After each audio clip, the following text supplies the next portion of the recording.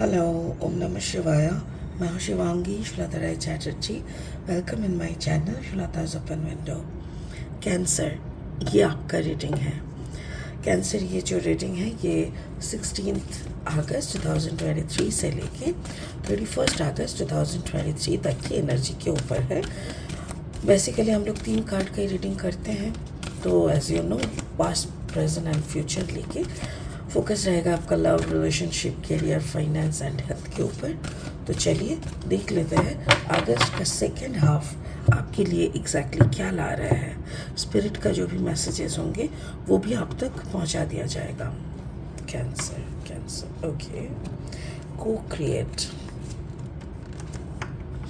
Cancer को create, this is your past energy, okay. And the present is serendipity, serendipity, and your future is thinker.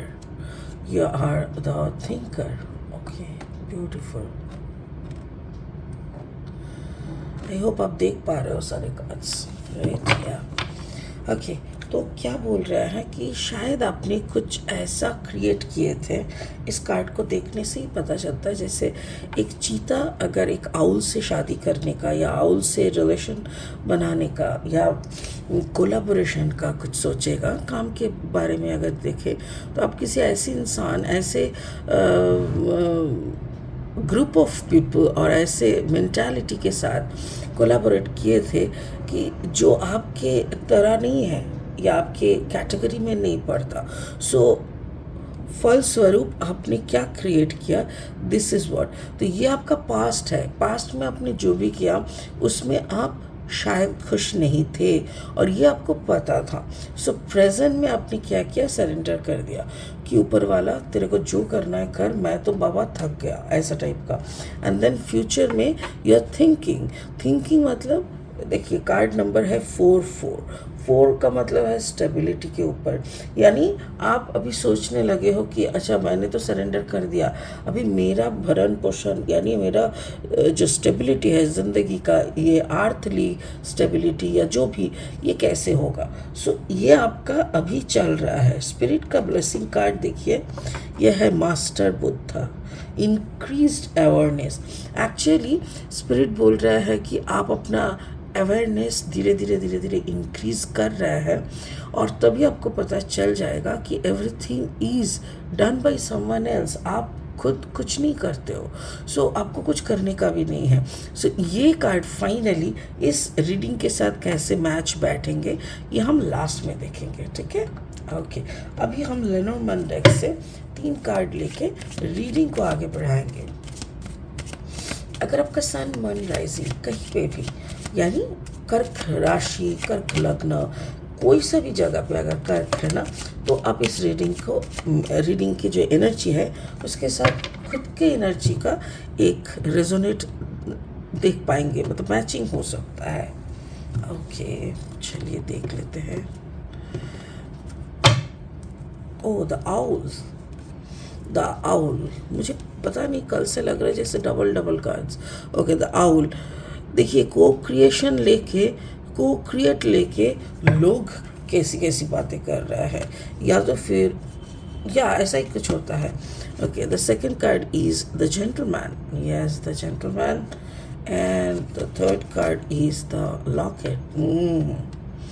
मतलब अभी आप सोच रहे हो है कहाँ मेरा पाला पड़ा, ये कहाँ हम फंस गए, ऐसा टाइप का। ओके, अभी ओशो जेन डेक से, ओशो जेन टैरो डेक से मैं और 3 कार्ड लेंगे और रीडिंग को आगे बढ़ाएंगे। ये जो डेक है ना, ये काफ़ी स्पिरिचुअली थोड़ा हाई वाइब्रेशन का है, मेरी बहुत ही फेवरेट है। ओके, सो चलिए देखते हैं। अच्छा, अगर आप लोग नए हैं मेरी चैनल पे और मुझे सुनते हुए आप एंजॉय करते हो, मेरी कंटेंट आपको यूज़फुल एंड हेल्पफुल लग रहा है, सो प्लीज़ मेरी चैनल को सब्सक्राइब कर देना, बेल आइकन को दबा देना। एंड हाँ, मेरी सारी सब कुछ कंटेंट वगैरह सब अच्छा लगे तो एक थम्स अप यानी एक लाइक दे देना। जिनको भी ऐसा गाइडेंस की ज़रूरत है उनके साथ कंटेंट शेयर कर लेना। Thank you so much. Okay, the first card is rebirth. Rebirth. Second is control. Control.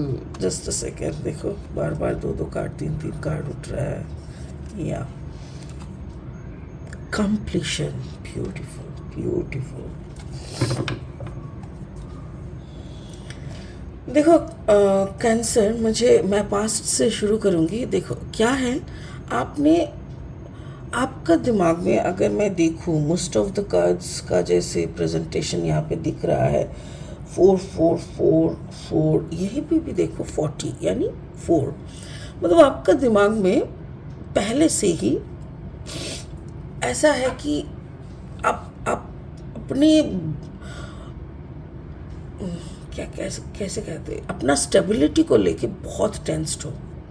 मतलब कैसे हम अच्छा रहेंगे और अच्छा रहेंगे और अच्छा रहेंगे. तो ये आपकी एक शायद चाहत है बचपन से लेके, या कुछ भी पैटर्न भी हो सकते हैं. तो इसी के चलते आपने ऐसा कुछ कर बैठा जिसको लेके आपको ऑफ कोर्स आपको अजीब लगता है. And every people talk about that कि देखो there is no match. There is no match. Card number 12, 2 + 1 = 3. आपको मतलब 3 मतलब द थर्ड पार्टी हो सकता है, जैसे लोगों की बातें या आपकी ज़िंदगी में अगर कोई है तो वो भी आपको कहता है कि कहाँ फंस गए रे तुम्हारे साथ कहाँ चलता है. सपोज पकड़ लेते हैं कि आप चीता हो, तो you are meeting with an owl which is not the same category even. तो या तो आप अगर विजडम के प्रतीक हो and you are meeting with some ferocious, some aggressive type of person, so आप उनके साथ कैसे बैठ के 5 मिनट बात करोगे. देखो आपने कोलैबोरेशन कर लिया, यानी you can get married also. तो ऐसा होने से ना आपका बच्चा चीता की तरह मतलब एग्रेसिव हो रहा है, ना प्रॉपर विजडम को ले पा रहा है. तो वो एकदम से एक कंफ्यूजन क्रिएट हो रहा है. सो इसको लेके सारे लोग बात कर रहे हैं. देन आपका रियलाइजेशन हो रहा है, यानी पास्ट में आपको ये ऑलरेडी हो चुका है कि इट्स अ रीबर्थ. रीबर्थ का क्या मतलब होता है, किसी का डेथ होगा तब रीबर्थ होगा. दैट मीन्स उस वक्त आपको समझ में आ गया कि मेरा तो ख़त्म, मैंने तो गलत किया. सो ये गलती का एहसास होना, उसके अकॉर्डिंग खुद की डेथ यानी खुद की सरेंडर, मतलब खुद एकदम से समझ लेना कि oh my God I have done, I am done. तो ये होने के बाद फिर से संकल्प लेके खड़े होना कि ठीक है चलो अब से जो करना है अब हो गया है, तो इसको अभी सही ढंग से लेके आगे बढ़ना है. ये सोच पे आप आ चुके हो. तो ये आपका पास्ट है. थोड़ा लॉन्ग वीडियो बन जा रहा है. ओके, प्रेजेंट में क्या है सरेंडिपिटी. आपने सरेंडर कर दिया, आपको समझ में आ गया. यहाँ पे आपको समझ हो चुका है, आपका रीबर्थ हो चुका है, थोड़ा बहुत अंदर ग्रोथ, इनर ग्रोथ भी हो चुका है. सो आपने बोला कि ठीक है जो मैंने कर दिया तो कर दिया, अब तो चेंज नहीं हो सकता. So now help me what to do, how to do, कैसे क्या करें. इस कार्ड का देखो, कार्ड नंबर 18 है. 8 + 1 = 9. मतलब I am done with this thing, now I am surrendered my self. अब क्या करूँ. तो उसके बाद आपके साथ आपका दिमाग में कुछ चीज़ें चेंजेस हो रहा है कि आप अपने पार्टनर को लेके जैसे एग्जैक्टली सोच रहे थे उस सोच में थोड़ा बदलाव आ रहा है, पार्टनर में बदलाव आ रहा है. Card number 28, 8 + 3 = 11.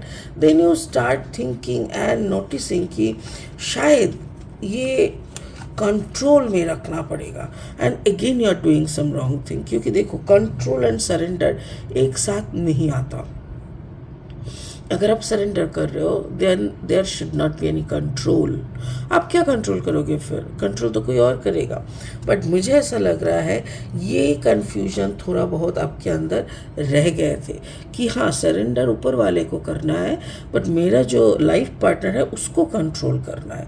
अगर ऐसा आप सोच रहे हो then also it is wrong, क्योंकि ऊपर वाले ने जो भी किया है उसके ऊपर आप कंट्रोल नहीं कर सकते.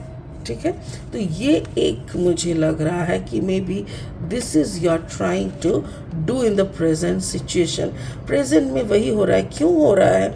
क्योंकि आपने देखा यहाँ पे आपसे गड़बड़ हो चुका है। अब इस गड़बड़ को कैसे ठीक करो इसका तो आपको पता नहीं है, इसीलिए सरेंडर किया। उसके बाद आपको लगा नहीं, सिचुएशन को ना अंडर कंट्रोल रखना पड़ेगा, which is again wrong. Okay, future में क्या हो रहा है ना, फ्यूचर में शायद आपको फाइनली समझ में आ रहा है कि ऐसे नहीं चलेगा।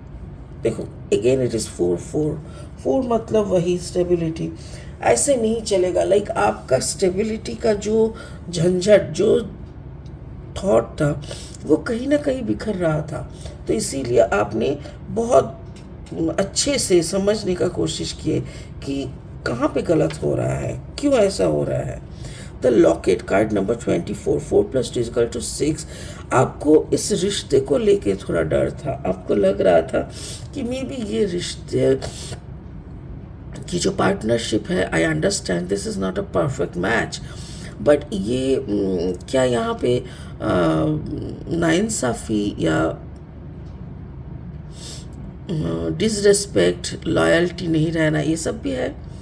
इसको लेके भी आप डरे थे, बट नो, ये आपको पता चलता है कि नहीं, ऐसा कुछ नहीं है। अगर था भी, अभी तो नहीं है, अभी बिल्कुल साफ है। और ये बात जब आपको फाइनली पता चलता है, then you come to the completion. आपको समझ में आता है कि exactly the life is just like a puzzle.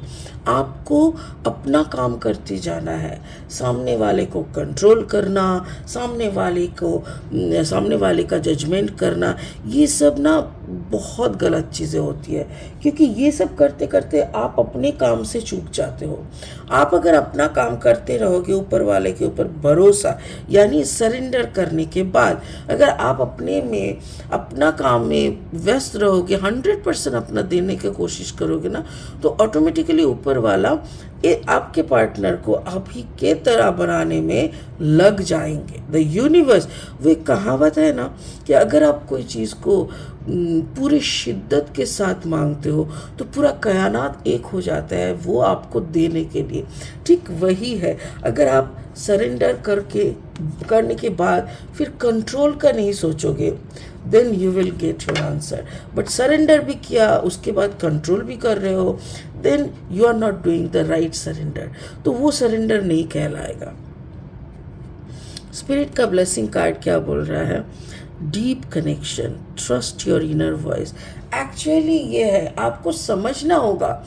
अगर यहाँ पे ये कार्ड से शुरू हुआ है कि both are different, cheetah and the owl, आपको देखो अल्टीमेटली अगर हम सिर्फ ये दोनों का ऐसे ना देखें और डीप कनेक्शन अगर देखें तो क्या देखेंगे कि दोनों में ही प्राण है, दोनों में ही सांसें चल रही है, दोनों में ही मांसपेशियाँ है, दोनों में ही खून बह रहा है। तो मतलब दोनों ही जिंदा जीव है और दोनों ही ऊपर वाले का क्रिएशन है। अगर ये मैचिंग भी नहीं है तो ऊपर वाले ने इसको क्यों ऐसे कंबाइन किया, इसके ऊपर थोड़ा समझने का, पूछने का, खुद की इनर सेल्फ का, अपना अंदर का ट्रस्ट को थोड़ा सुनने का होता है। तो वही मास्टर बुद्ध कह रहा है, इंक्रीज्ड अवेयरनेस। खुद का अवेयरनेस को थोड़ा आप कर दो, थोड़ा खुद की सोच को बदलो, थोड़ा समझने का कोशिश करो और डीप कनेक्शन को उपलब्धि करो, समझो। ऐवे ही कुछ नहीं होता दुनिया में ना, एक पत्ता भी नहीं हिलता बिना रीज़न का। तो क्यों ऐसा हुआ, उस पे गौर दो और सरेंडर करो। आप अपने हाथों से कुछ मत रखो, कुछ भी मत करो, then you will get your perfect answer. Wow, सच में बहुत अच्छा मतलब एनर्जी यहाँ पे है। एटलीस्ट ये तो समझ में आ रहा है कि Cancer is thinking to move forward, आगे की तरफ चलने के लिए, खुद की बेस्ट वर्जन को ढूंढने के लिए कैंसर एटलीस्ट ट्राई कर रहा है। इतना तो समझ में आ गया। बेस्ट ऑफ लक कैंसर, आप ऐसे ही आगे बढ़ते रहो, अपना अवेयरनेस को और इंक्रीज करते रहो, देखना जिंदगी में कोई कंफ्यूजन ही नहीं रहेगा। ठीक है, चलिए आज के लिए इतना ही, फिर मिलेंगे बहुत जल्दी बहुत इंटरेस्टिंग वीडियोस के साथ। तब तक के लिए बने रहे, खुश रहे, ओम नमः शिवाय का जाप करते रहे। और हाँ, आप लोगों के लिए बहुत जल्दी मैं लाइव आऊँगी और हर एक इंसान का 2-2 सवाल का जवाब मैं दूँगी लाइव में, ठीक है? तो चलिए इंतज़ार करिए, बहुत जल्दी हम दोनों आमने सामने होंगे।